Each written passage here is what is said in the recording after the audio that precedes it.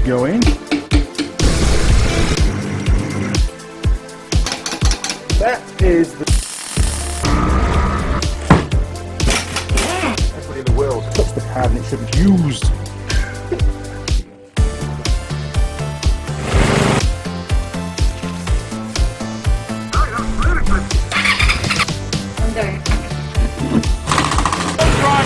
So I've got the, let's take a little... Now then people, and welcome to the Andy Mechanic YouTube channel. Now on the last video, you saw me deliberately destroy a little Nissan Sentra, I think it was, 1.3 engine by introducing various bits and pieces down the intake manifold through the carb. Although it wasn't the easiest introduction, it did work, and ultimately we did kill the engine. No compression anymore. So this video is going to be covering stripping down that engine and finding out what kind of carnage we've created. And I've got the engine on the bench. Yesterday afternoon I took the engine out of the car with the gearbox. The gearbox is going to get stripped as well, but that'll be a separate video. There's nothing wrong with the gearbox, but it'd be good to have a look inside and see how it works. Okay, well, without further ado, let's hit the tools and get this engine stripped down. Here we go.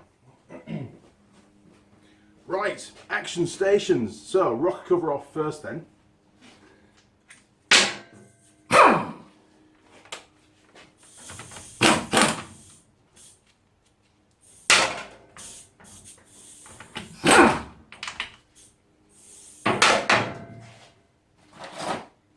Now, obviously this engine's going for scrap, so we can pull it apart in like a caveman way.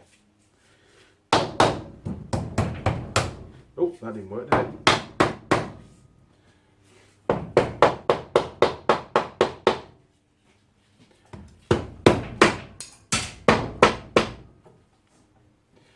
It's been together for a very, very long time.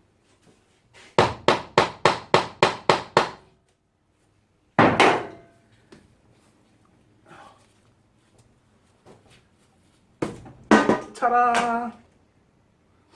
It's one bit.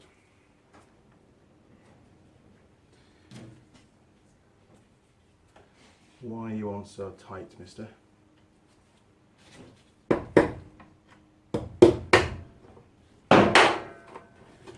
think it's these, isn't it? Let's see if we can get those out of the way.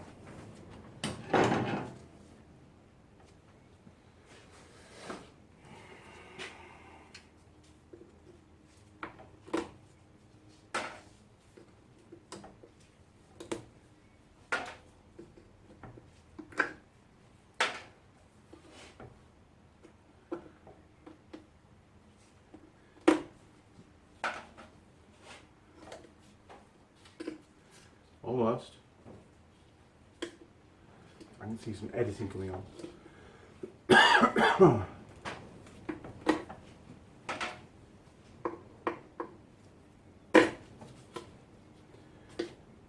So close.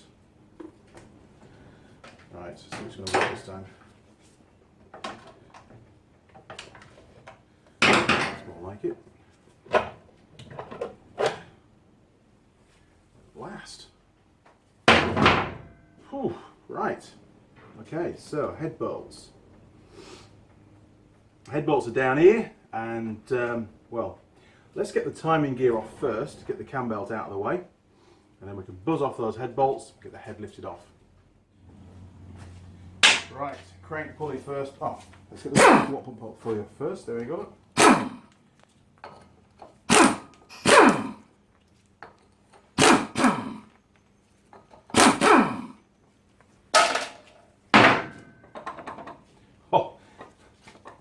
Do you reckon the water pump's leaking?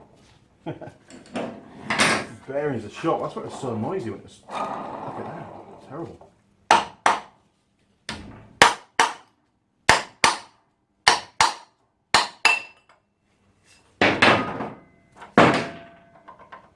Jeez. Have a look later. Right.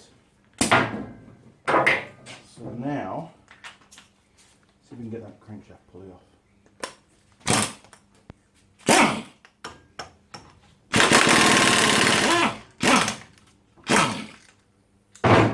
Well, that was easy. Okay.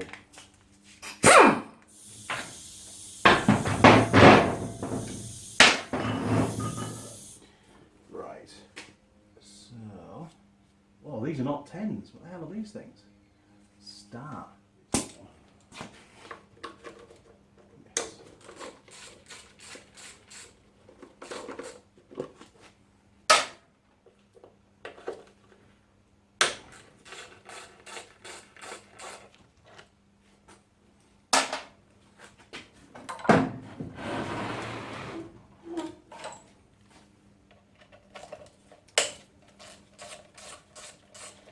Poor little engine, it just wanted to live, did this one.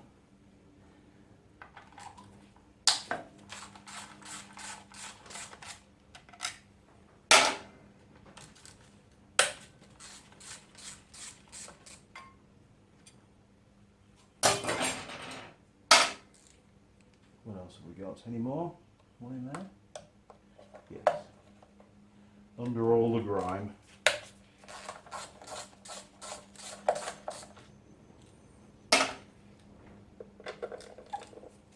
That's one, I think. Oh no, there's another one.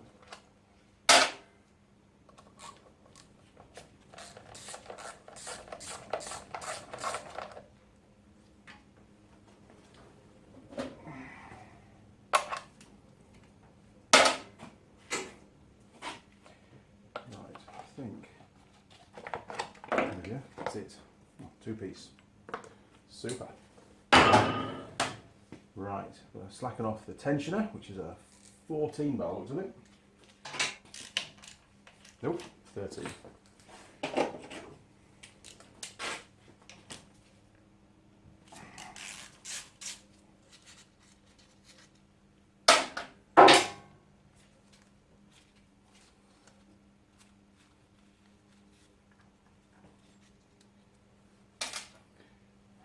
Big flat screwdriver.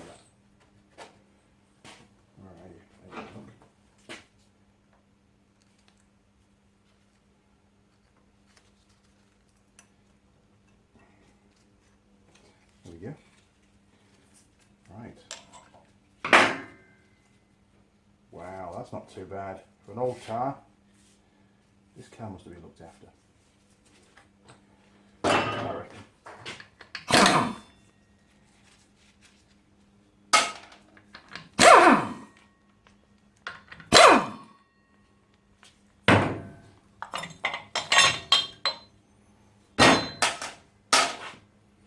Ooh, more bits.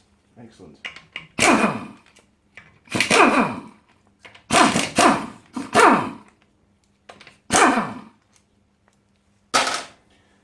so we take that off as well. It's a 13.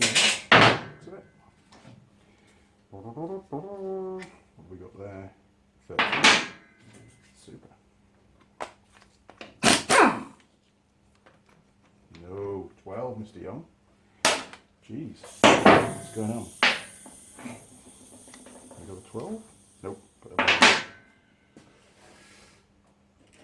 12. Risking life and limb.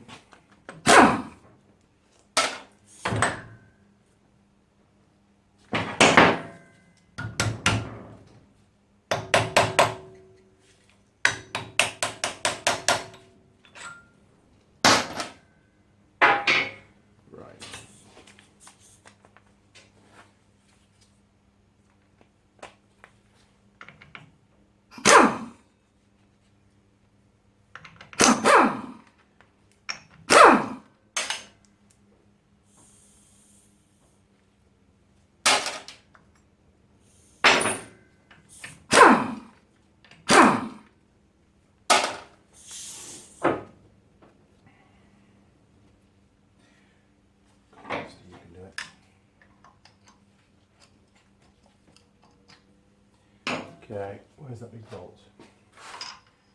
See if we can shock it off.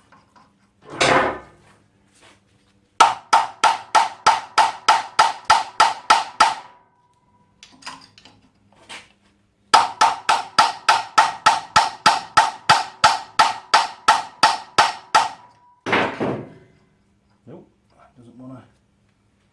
Ah, she's rusted on. It's not good. Okay, we can leave that where it is because we can still split the head. This is a separate part anyway up here. By the looks of it. Yes. Okay. Let's just buzz that big engine mounting off, just get rid of that. Then we'll get to the prize, get the head taken off, and then we can have a look at some carnage. So anything's bent from this side. Okay, 14.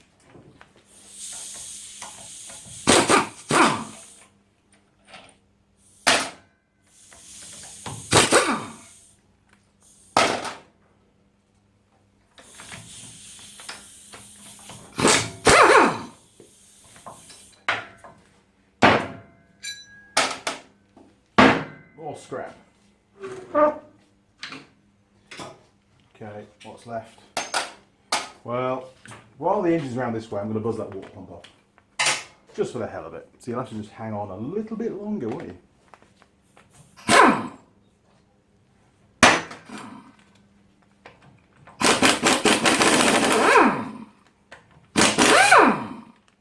Oh, snap.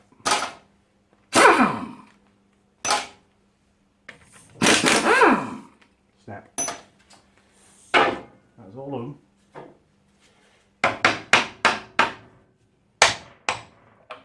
Nice.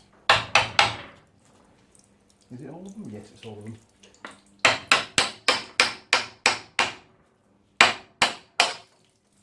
Beautiful.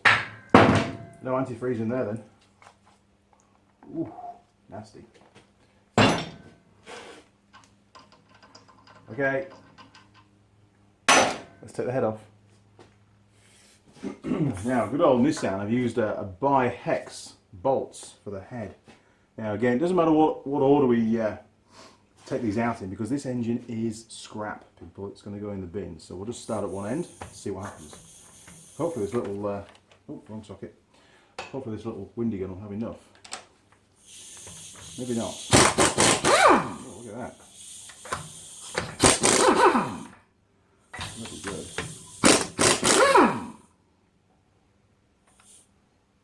Oh, that's a long way down. Let's pull the plugs out first, I think. Yes. Let's try an extension bar on it.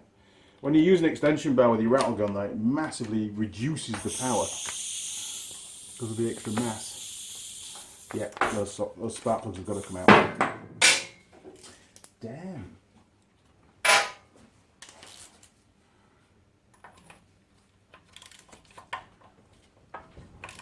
Oh man, they're tight. Can we buzz them out? Oh, rattle gun on spark plugs. There'll be trouble. I can see it in the comments right now. I wouldn't normally take spark plugs out with a windy gun.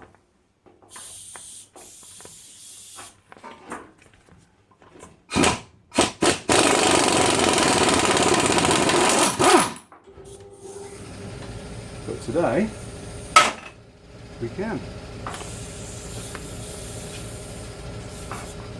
Jeez, come on airline, stop chopping on bench.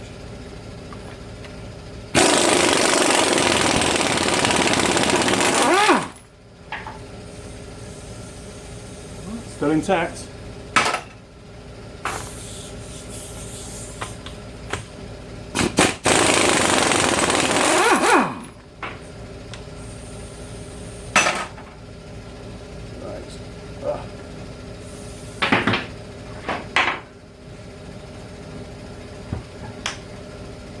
Really?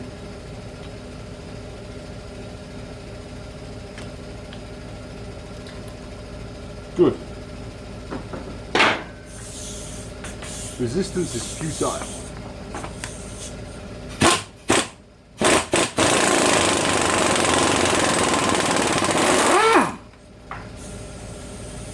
Nice. Okay, where were we? Head bolts, wasn't it?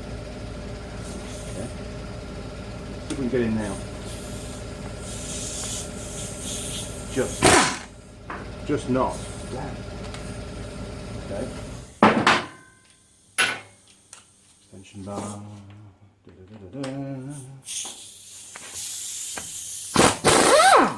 Oh yeah.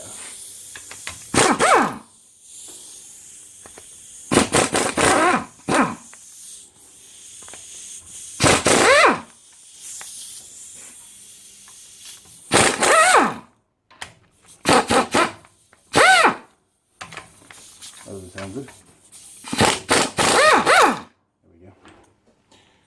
Right, one more down there.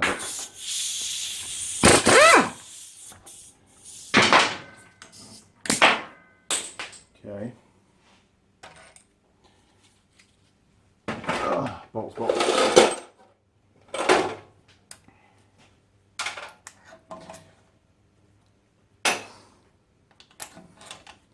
So I wonder how many of those ball bearings actually made it inside the engine, into the combustion chamber.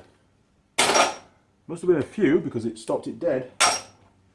Well, there was that and the iron file. I was really surprised actually how the iron filings had such an effect. Really.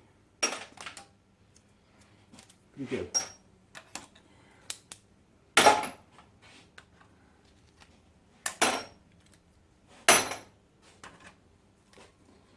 Okay, that's all of them, I think. Sure is.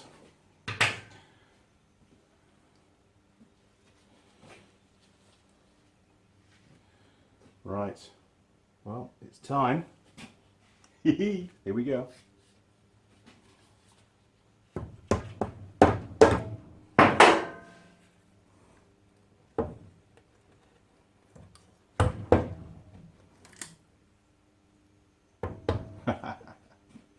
Well, you're going to like this.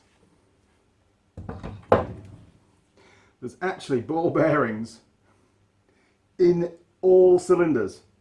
Yes, very happy. Okay, so what have we got? Well, we've got a valve, an intake valve being held open by a ball bearing just here. And if you look around the head, you can see there's lots of little pock marks inside there where the ball bearings have been smacking up against the cylinder head. Okay. So look at the bore. Obviously that cylinder there won't be doing anything now because of course the intake valve's held open, so there'll be no compression on that. In actual fact, it looks like it's bent the valve. We'll have a look at that a bit closer in a minute. Cool. Right, what about the boards? Well, let's have a close inspection before I start messing things up for you. Right, cylinders first of all. So there's your ball bearings, look. Cylinder number 3 and number 4. Okay, well you can see all the pock marks on top of the piston where the ball bearings have been smashing around. Why did it stop dead? We've got a few marks on the cylinder wall there, look, as well, haven't we? Interesting.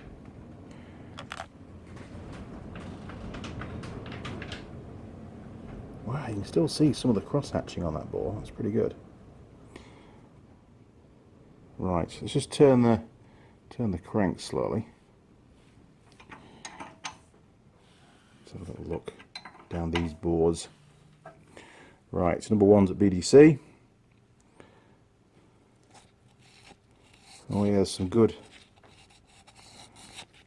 Yeah, there's some marks in the bore. Nothing catastrophic though, to be perfectly honest.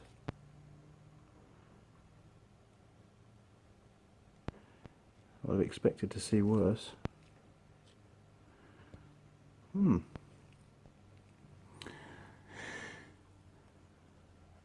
number 4. Again, a few marks, but nothing major, and not really in the sealing surface anyway, to be honest.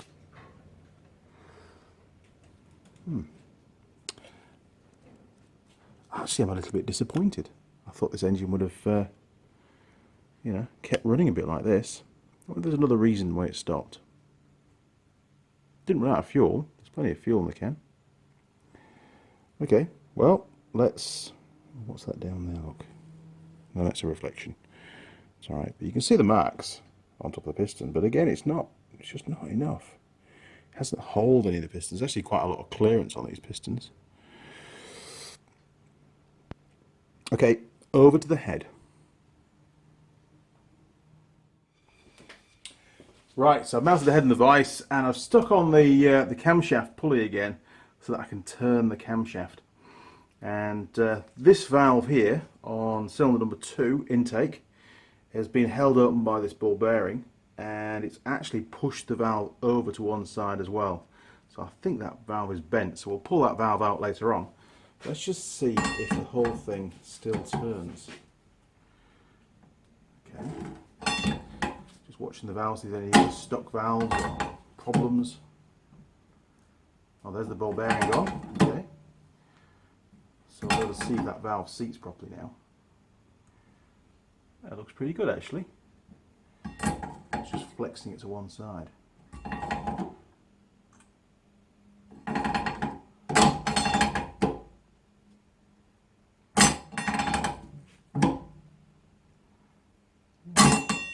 Well, doesn't look too bad actually, does it? So why did the engine stall so quick?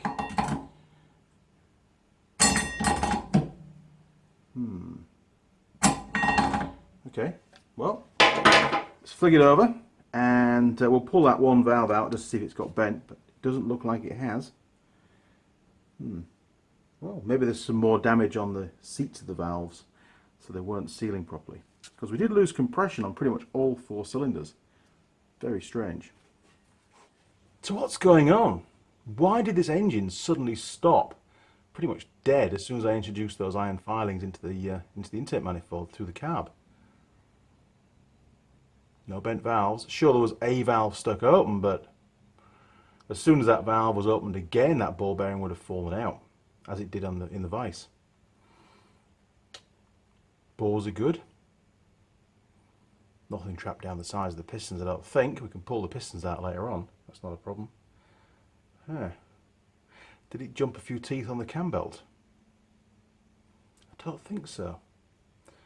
Those ball bearings that were in the cylinder on top of the pistons were in the trough of the piston. They wouldn't have caused insufficient clearance to lock the engine. Does seem a little bit strange, this. Let's keep going. Holy shit! I've just turned the head back over and noticed that that bolt is almost all the way out. See, all the other ones are nice and tight. Tight. The end ones have got locking tabs on as well. Look at that.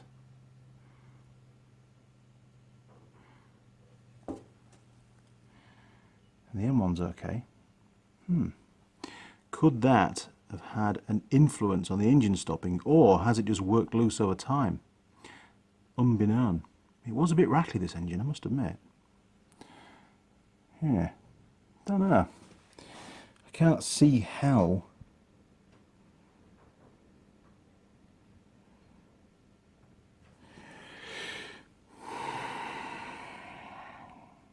Pretty strong rockers, aren't they? Well, let's see if the threads have been pulled out of the aluminium. If they have, then it's been caused by the rocker shaft being ripped upwards because the valve wouldn't open. But we'd see a bent valve. We'd see marks on the piston for that. I think that bolt's just come loose. Damn. It looks really clean as well compared to all the rest, look. Oh, maybe that one's not too bad. It looks a bit cleaner than that. Yeah. Okay, well, let's pull that rocker shaft out and inspect those threads. Right. First job, let's just pull off this sprocket again, this pulley. Don't need that anymore, do we? Definitely not. Right, let's get rid of these locking tabs first. So a little flat screwdriver for that, I reckon. Just lever those up out of the way.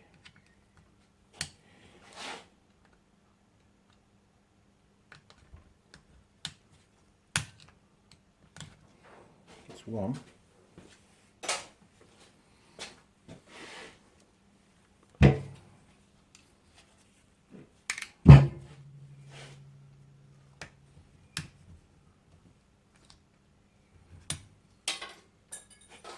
And looks like maybe a 14.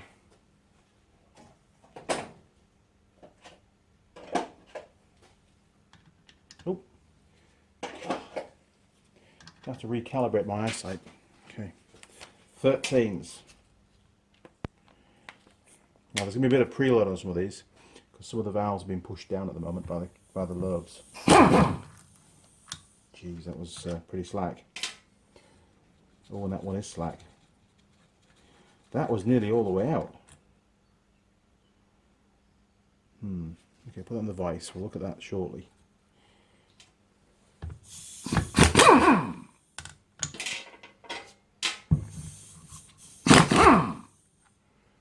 Okay.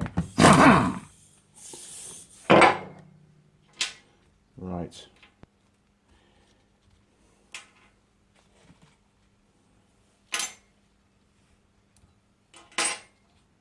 Okay. Okay, one rocker shaft. It's not broken.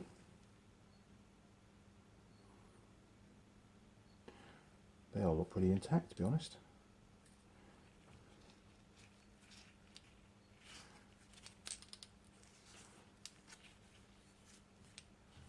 One. Okay. That wasn't the problem. There's nothing wrong with that as regards functionality. So about those threads. Not that that would stop it from working, but there's definitely some more marks. Definitely marks in aluminium showing that that's been loose for a while. And, oh yeah. Okay, if you look at the bolt, the threads are all rounded off. This has been loose for some time. Well, that's good to know. The engine was going to die anyway. I feel so much better now. Right. Camshaft. Let's withdraw the cam. How's that going to happen?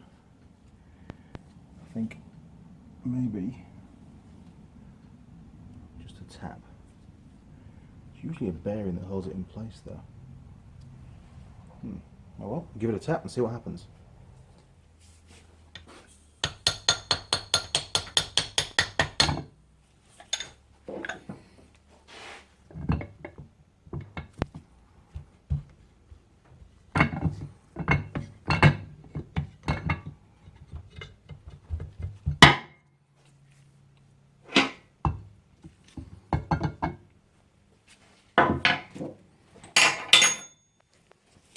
So what are the bearings like on here? Pretty good. Fine. No problem.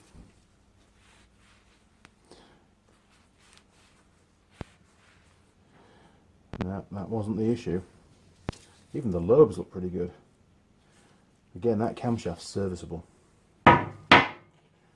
I wonder what it was. I have to rewatch the video footage, but it seems to stop pretty quick.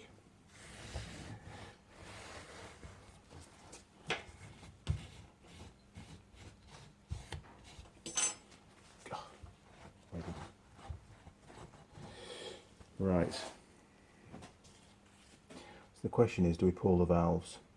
Is there any need to pull the valves? I don't think there is. There's no way they all got bent, and this thing would have continued to run. Hang on a minute. Looks like we've got contact where all the carbon's gone off that valve there. So that's cylinder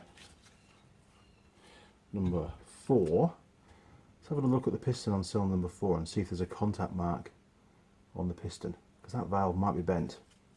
Doesn't look bent, but it might be. Right, you're looking straight down cylinder number 4. I'm just going to bring the piston up.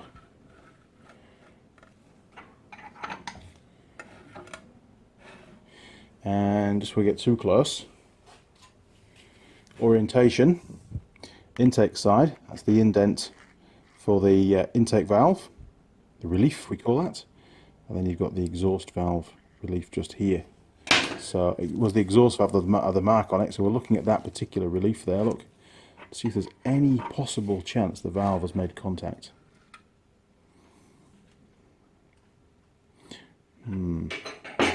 Closer inspection, I think. No, I can't see anything on there. If you can spot something, let me know in the comments, but no. Doesn't look like that valve made contact at all. Okay, well, worth a look. So where next? Doesn't look like there's any real problems with the cylinder head. Cam's good, valves are good. Yeah, I could pop the valves out, but I'm pretty confident, judging by the way that they're sitting, you know, most of the cylinders will still be running. So I'm not going to pull those valves out. We're going to go for the block? Really? Well, I've not got too much else to do today. I've got a GN250 to service. What the hell? Should we pull the block apart? Have a look, just for interest? Okay, let's do that. Here we go. Okay, let's get rid of the clutch. Get rid of that out of the way. Now, it was slipping when we were driving the vehicle around the paddock. So maybe the pressure plate's cooked. Yes, it's scrapped, so I can undo these in any order I want. That's the diaphragm spring, by the way. And you can see now it's flexing. The fingers are further out this way than they are here. And the way that I'm undoing it is actually damaging that diaphragm spring. You should undo them opposites and bring the whole thing out nice and slowly. But hey, it's scrapped. Doesn't matter. There we go. Okay, well, friction prep looks pretty good actually. Look at that oil on it. Just not too bad. Why would that be slipping? Oh well. Such is life.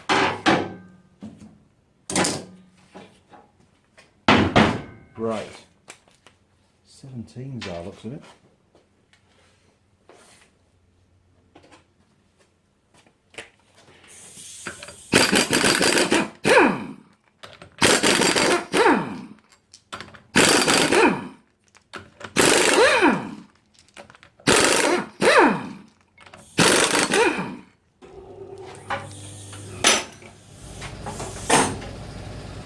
Not a bad little rattle in that, is it? Right, one flywheel. That's not too bad. Looks like it's been machined recently actually. Still some machining marks on there. That is weird. I wonder if it had a new clutch. Maybe it's had a new clutch in it before we bought it. Well, I was given it actually. And it hadn't had a chance to bed in properly. Yeah, I would say that flywheel has been skimmed. It's fresh machining marks all over it, and it's not rusty either, look. There you go. Really important that you bed your clutches in properly. Doink. Okay. Get rid of that. So many bits. Right. Spin it round. Okay, let's get rid of all this nasty pipework. We've got 14 on there. I'll have to cut through that with a knife, I think. A bit easier than trying to undo those clips. There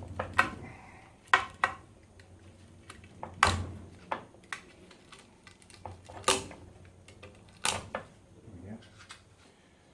Okay, 14.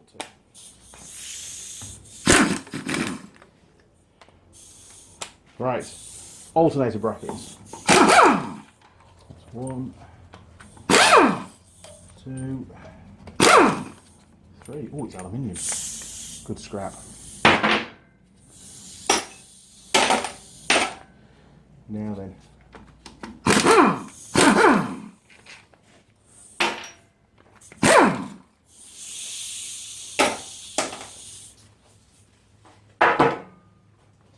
One hammer.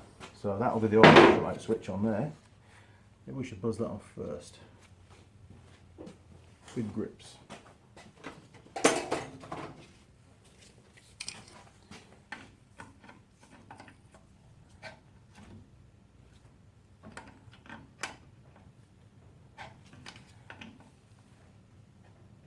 we go.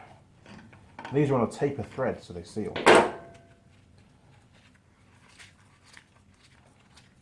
Yeah, whole pressure light switch. Cool. Might come in handy one day. Right. That should come off there now. Oh, yeah, plenty of oil. And there's the oil pump drive. Lovely. Oh, that's a look in there. Cool. I did drain the oil, honest.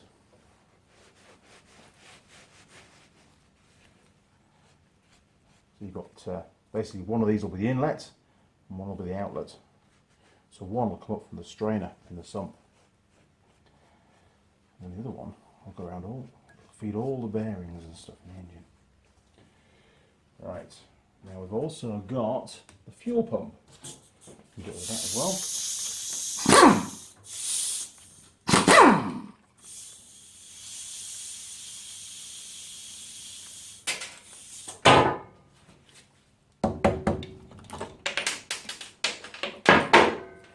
Still full of fuel. Is it going to pump? It was pretty good earlier on. Yeah, look at that. Great job. Okay, well, one fuel pump.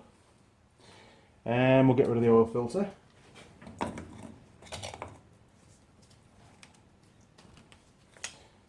was easy. Oh, lovely. Nice. Well, it looks like there's still a bit of oil in this engine, so I think I'm going to flick it over. I'm going to end up some oil on the bench. So what I'm going to do is put this old rag down the bench and hopefully soak up most of it as it comes out. Right, let's get the sump taken off and see what delights there are in there. Right, let's whip the sump off and have a little look.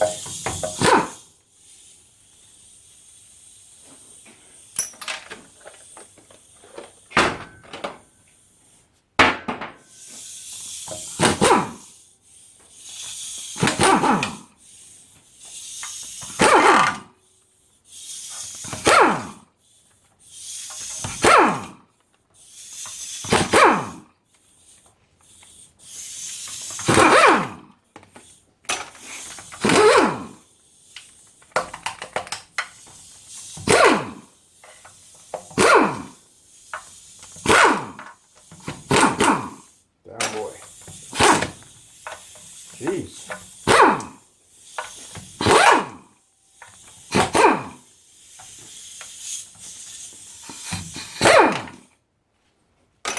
Right, it should be all the bolts. Yep.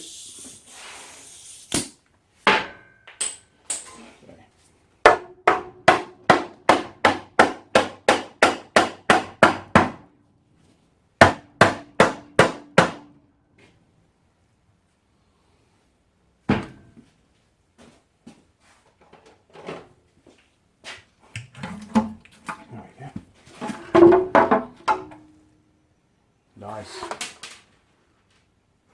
What's that? Our washer. Oh, bit sludgy, but not too bad actually.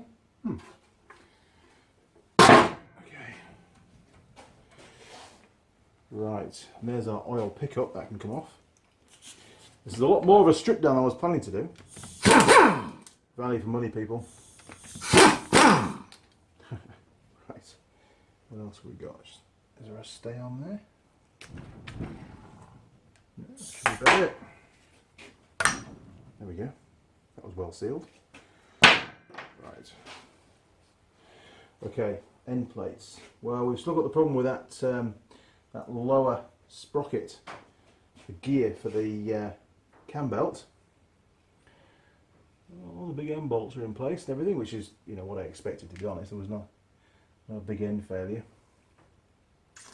Right. See if we can get this lot taken off.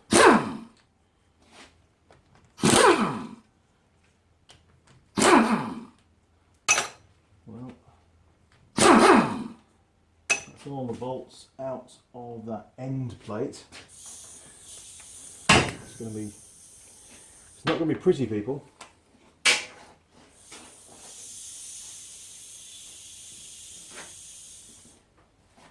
I'll get rid of that bolt again. Okay. Luckily this engine's for scrap, isn't it?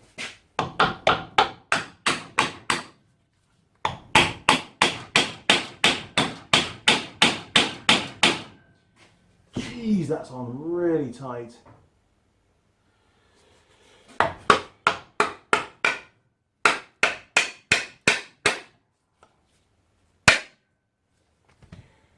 we can get a pry bar down there. And I mean a big pry bar, so you can push that gear off. You should do the trick, I hope.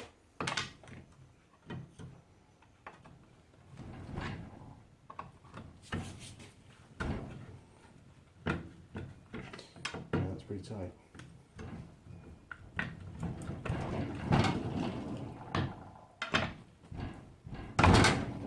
Now, okay, a new plan required.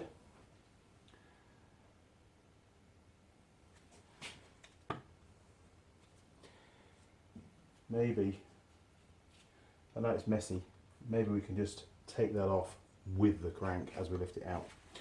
Right, let's first of all just buzz off all the big end caps, and then we'll do the mains.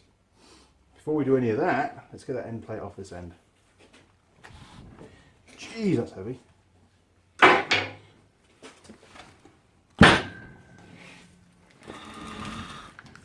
Right. Okay.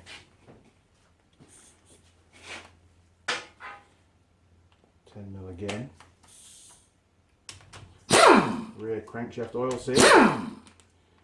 Dry as a bird. Probably had a new one. If they'd had a new clutch, they'd have done that at the same time, by the looks of it. Normally you would.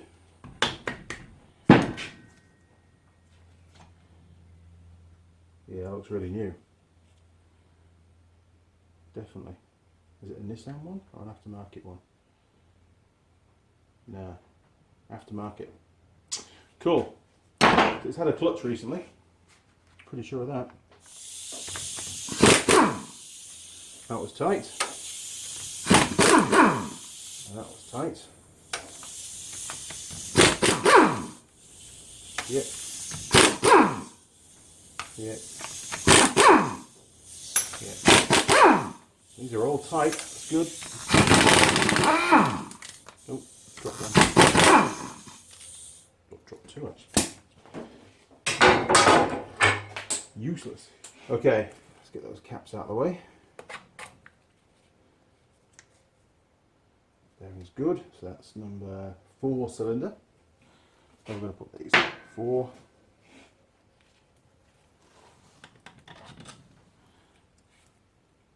Yep, good. 3, 2, and 1. Well, it had good oil flow. No problems there. Right, next job is let's pop the pistons out. No, let's lift the crank out of the way. What the hell, let's do that. So 17s.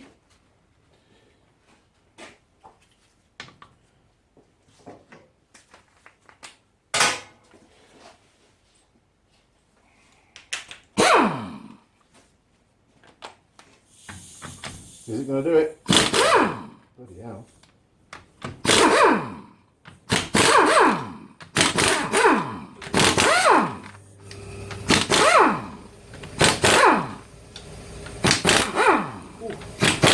Think now.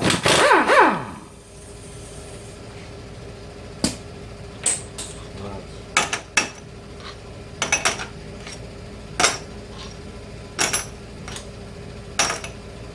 Lovely. Okay. 5.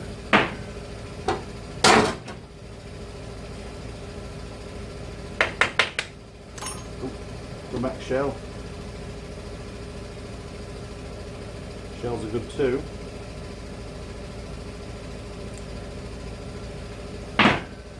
5. Yeah, spotless.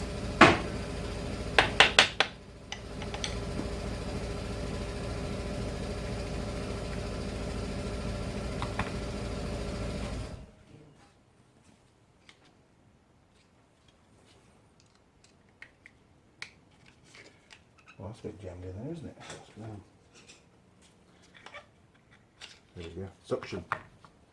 Right, and that one has got the thrust bearings incorporated into the shell. It's pretty cool. Old school. Right.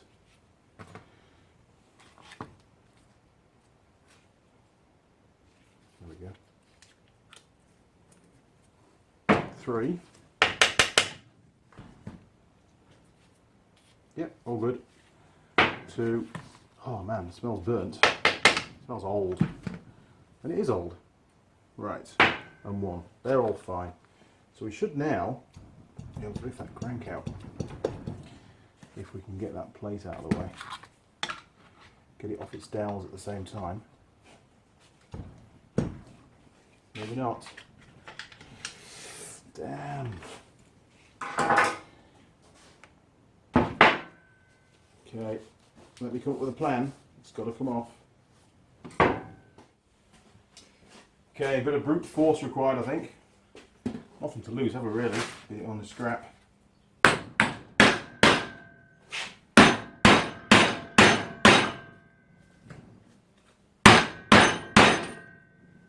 Spare bit.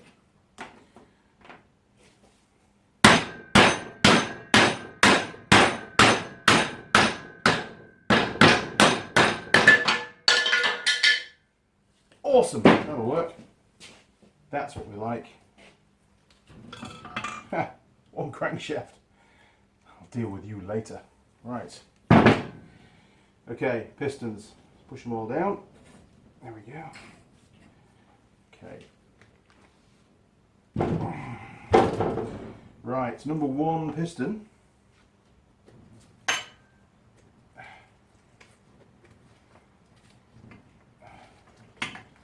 There we go. 1. With a bolt. I dropped earlier. 2.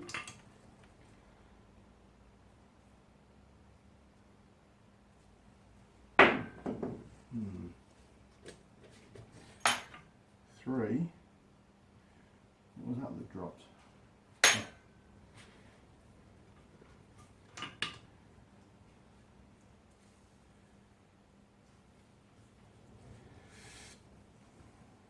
They all look pretty good. Last one.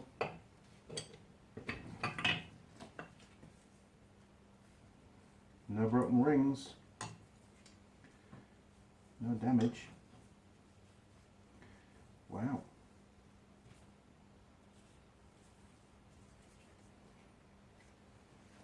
Okay.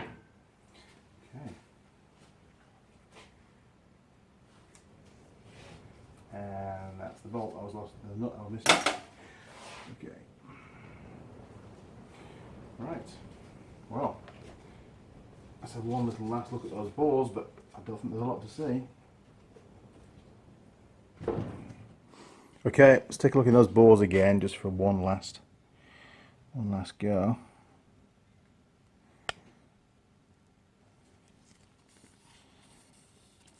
Oh, there's a few marks here and there, but a bit of scuffing down there, look. But again, it's pretty smooth. It's not going to cause catastrophic failure of the engine and stop it from working. That is a little bit bizarre, that though, isn't it? Very strange looking markings.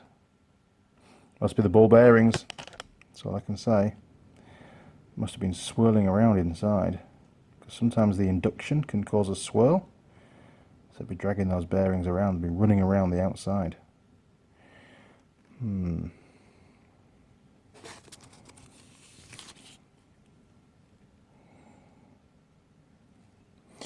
Now, why a loss of compression? What was going on? Why did it lose compression the way it did?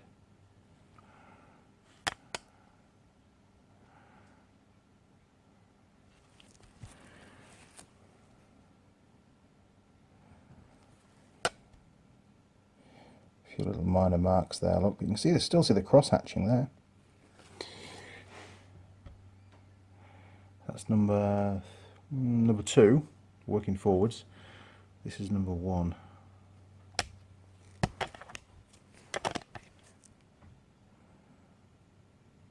Still, you know, pretty good really, isn't it?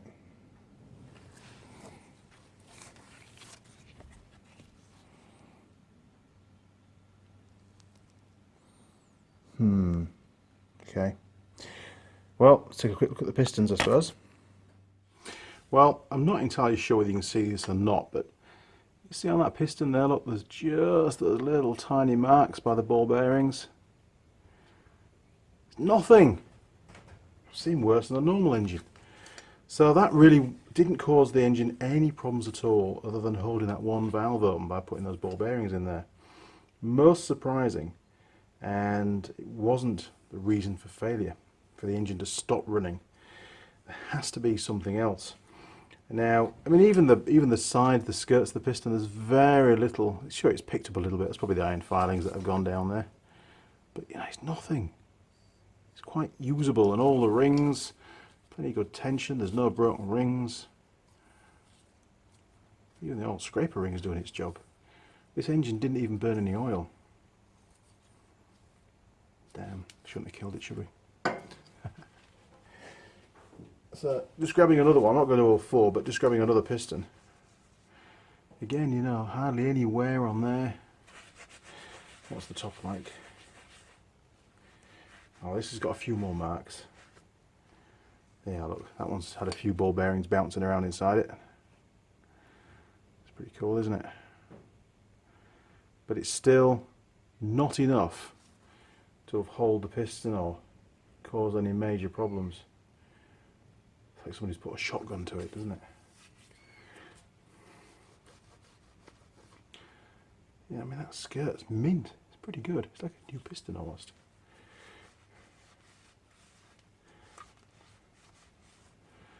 You know, there's just nothing really to worry about. So, I think I'm going to go off and have a little bit of lunch, and then just think a bit further outside the box with this one. I know we've not pulled the valves. If there were bent valves in there, then sure, obvious reason why we lost compression. Maybe we should check that, amongst other things. Got to get a bit further into this, because I really want to know why this engine stopped running. And when I came to crank it over again after it had stalled, it seemed like there was no compression whatsoever. It spun over real quick. Did it jump a few teeth on the cam belt? Don't think so. Again, I'll look at the footage and see if the camshaft sprocket and the crankshaft sprocket were out of alignment. I know we didn't line the marks up, but you can get a rough idea just by looking at them and counting the teeth. Hopefully I've got a good shot on camera. Yeah. Okay, time for a sandwich. I can finish my cold coffee. Yeah, make a fresh one, I think. And I'll come back and we'll carry on. See you later. Right, I'm back. Sandwich done. It was too big a problem for a cup of coffee, so I decided to have a Heine. And I worked it out. Well, not completely. There's no reason why there'd be any bent valves. None of the valves hit any of the pistons. Forget all that. I did manage to look at the footage from earlier on, and looking at it, unfortunately there was some pretty good white marks that whoever put the cam belt in and put on the sprockets. The valve timing was correct, and the cam belt was pretty tight, and there was no damage on the cam belt, so I'm pretty certain it hasn't jumped any teeth. Nothing to do with valve timing. I also watched the footage from the first video, which is just uploaded right now as we speak, and when the engine dies, the cooling fan is on, and as it dies, the cooling fan turns off. Now I put that down to coincidence. You know, fans turn on and off, and it just happened to be turning off as the engine died. Don't think so. I think that engine might have lost its ignition feed. Maybe that's why it actually stopped. Just happened to be coincidental to when I was putting those iron filings in. Very strange, I know. These things can happen. Don't know why, and the car now is gone, so I can't check the wiring on the car. What I can check, what I do still have here, is the distributor from that engine. So I'm going to take the distributor cap off, have a look inside, and maybe the points are broken. But then again, if the cooling fan turned off and we lost the ignition feed, that would be a wiring fault on the car. And I won't know. But at least we can look inside the distributor and see if that was working correctly. This has got me stumped. It's not often I get stumped. Maybe you guys can come up with an idea. Put it in the comments. Why do you think this engine stopped? And it did, again, when I was cranking the engine trying to restart it, it sounded very much like it had lost its compression. Sure, maybe I should have done a compression test and checked for spark and all that kind of stuff before I took the engine out of the car. Hindsight is a wonderful thing, and hey, I've been putting ball bearings down the intake. You know, I was expecting mechanical damage to stop that engine, nothing else. So it sort of caught me unaware, did this one. Not quite the catastrophic failure that I was hoping for. But anyway, let me grab the Dizzy. We'll have a little look at that, and then I think we'll have to wrap things up, to be honest, because I've got plenty of other work to do. So, back in a second. Right, I found the distributor. Now, just for those more observant of you, it does have a crack. Now, that wasn't cracked when the engine was running. That was cracked when I was hitting this, trying to get it out of the head. It was so badly seized in the head that it even broke off the adjuster, just here, look where the bolt goes to adjust the ignition timing. Yeah, it was very, very seized, and yes, and I've even managed to bend the vacuum advance. So don't worry, none of that was done before. That was entirely me and my hammer. Right, let's get these two screws taken out. There we are, look, remove that Dizzy and see what we find inside. Right. Yes, and I only need to undo one really, but make it look proper. So what are we expecting to find? Well, maybe, just maybe, the points broke at the same time the fan turned off. You know, that fan might have just turned off because, you know, it cooled the coolant down enough and the thermo switch triggered. Possibly. We're talking a lot of coincidences going on here at the same time, but, you know, it's possible. Right, oh, it's electronic. Okay, so there's no points in there. Get rid of the rotor arm, maybe. Ah, the screw. Wow, it's not often held in with a screw. Good old Nissan. Bloody hell. Most impressive. Right, get rid of the rotor arm. No broken wires, nothing to see. Check it on the oscilloscope, not today. Cool. Yeah, we'll do that. I will be testing that one using the oscilloscope. Well, the air gap looks pretty minimal, to be honest.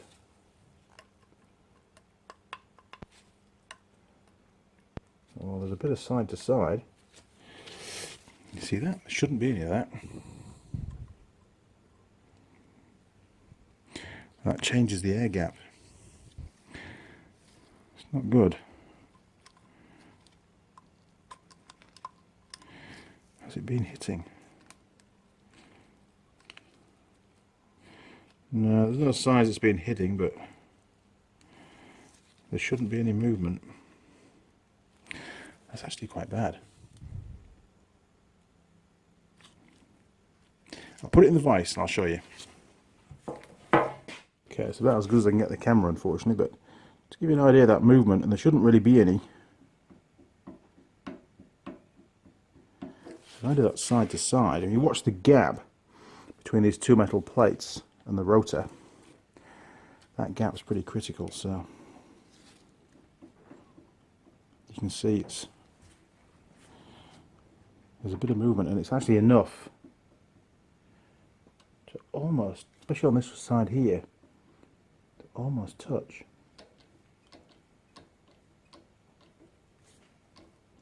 In fact, it is touching. Okay, well, there's a bit of wear on the Dizzy. That's not good, but I don't think it's the reason why the engine stopped. Well, we know the engine didn't run out of fuel. We know the fuel pump was working. We know the carb was full of juice. I can't find anything mechanically wrong with that engine. Sure, it's got a few little dents here and there and a few scores in the bore, but it's not enough to stop the engine from running. The valve time was good. Pretty confident it lost ignition power. So I'll give my mate a call, who picked the car up yesterday, get him to chuck a battery on the car, turn the ignition on, and see if there's still a feed to the ignition coil. If there is, didn't lose ignition. We can pretty much say that. If there isn't a feed to the ignition, to the coil, there's your problem. Right, time for a phone call. Back shortly.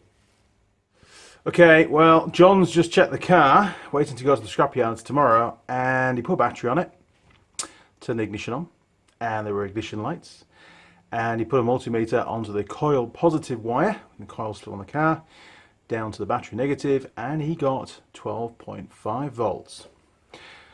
We didn't lose ignition feed, and that cooling fan just happened to turn off as the engine stalled. Died. Call it what you like. So what's the diagnosis? I don't know. There's no reason why that engine shouldn't have continued to run. Unless for some reason magically that a few, and only a very few, iron filings is enough to somehow, I don't know, prevent combustion? I don't think so. Any chemists out there? Any physicists? Help me out. Because as soon as I put those iron filings down that carb and the throttle was wide open, that engine died.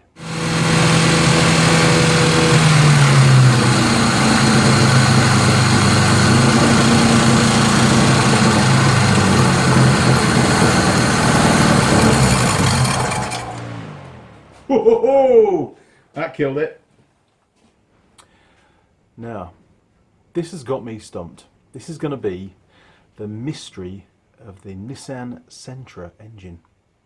Why did it give up? I don't know. Maybe we'll find out one day. Comments, please. Team effort. Okay, crew. Well, that brings us to the end of this rather long and different kind of video to what I thought it was going to be. Why, you know, look, with hindsight, why did I bother doing it? We didn't really cause that much damage to the engine. No, but it left as a mystery. Yeah. Sure, I could check the ignition coil. Could test that. Could test the distributor. Get the oscilloscope out. Maybe there'll be a third video. But in this video, we've definitely checked the mechanics. And yes, looking back, I would have much preferred to have done a compression test and all the regular sort of mechanical checks. And we could check for a spark, you know, whilst the engine was still in the car. But hey, I was so eager to get that destroyed engine out of the car, I just really overlooked all of that side of things. I was expecting to find bent valves and damaged pistons and scored barrels and that kind of stuff, and it just didn't happen, did it really? Okay, well, if you enjoyed the video, why not subscribe to the channel? Click on subscribe, you'll see a little gear icon come up. Click on the gear icon and then you can tick the box to turn on notifications. You'll also find me on Facebook, Instagram, Google+, and Twitter. However, if you're going to place a comment, please, first port of call, put it with the YouTube video in the comments section there, because that's where everybody, you know, reads the comments and wants to contribute. And it's really cool that we get so many comments about the various videos that I put up. And it really is only because you guys enjoy this stuff so much that I carry on doing it. Believe me, it's not financial. This channel doesn't earn enough to really justify the amount of time that I put into it. It really only sort of covers its costs, to be honest. So it really is, it's just a hobby, and it's fun, and I enjoy it, and I want to keep enjoying it. So, you know, place a comment, let me know what you think. Alright crew, until next time, cheers, over and out.